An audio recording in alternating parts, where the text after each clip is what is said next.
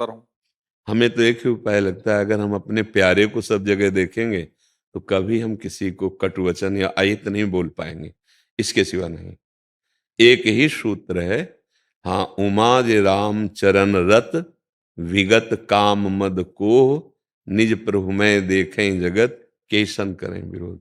जब कोई हमारा अपमान कर रहा होगा या हम सेवा कर रहे हैं किसी की और वो हमारे साथ प्रतिकूल व्यवहार करेगा, छल कपट का व्यवहार करेगा, तो हमें क्रोध आ जाएगा। हम उसके साथ फिर असभ्य बर्ताव कर सकते हैं, क्योंकि हमने व्यक्ति देखा है।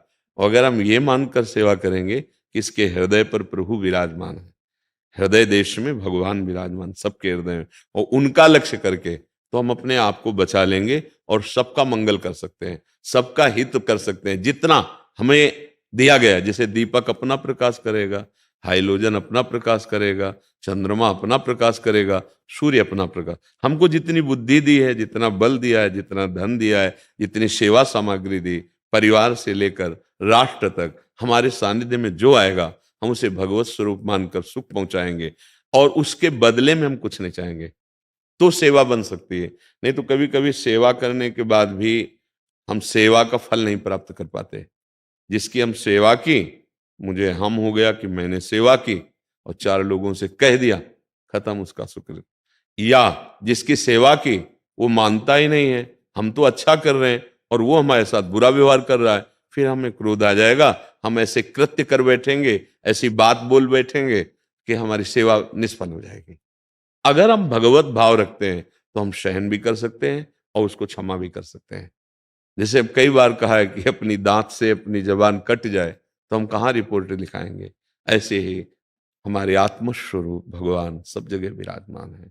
हम अगर सह गए ना तो हमारे कर्म बंधन नष्ट हो जाएंगे और भगवान की प्राप्ति हो जाएगी। कोई नवीन अनुष्ठान नहीं करना पड़ता, जिसका बुद्धि बल जागृत हो जाता है, विवेक ज्ञान, उसको नवीन अनुष्ठान नहीं करना, इन्हीं में छुपा हुआ है। सही पूछो, वही सब भला हुआ है।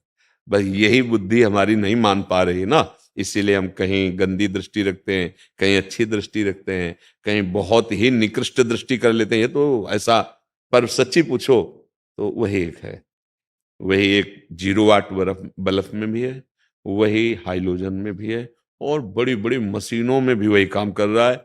हीट भी वही पैदा कर रहे और शीतलता भी वही कर रही, उसका नाम बिजली है।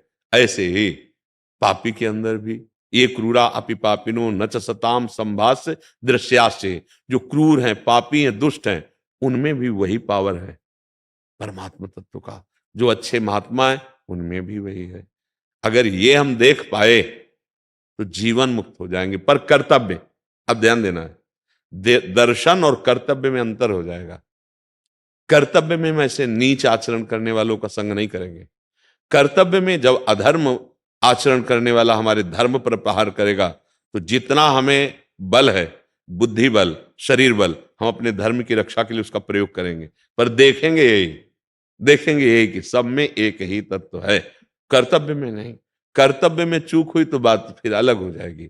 जो कुछ लोग नहीं समझ पाते हैं हमारी इस बात को, तो वो मतलब उल्टा तर्क कर लेते हैं। हमें अगर मुक्त होना है तो हमें दो बातें ध्यान रखनी है। कर्तव्य किसे कहते हैं, हमारा इस समय कर्तव्य क्या है, और सब में एक ही परम तत्व है। अब ये कर्तव्य में अगर चूक हो गई तो गड़बड़ हो जाएगा।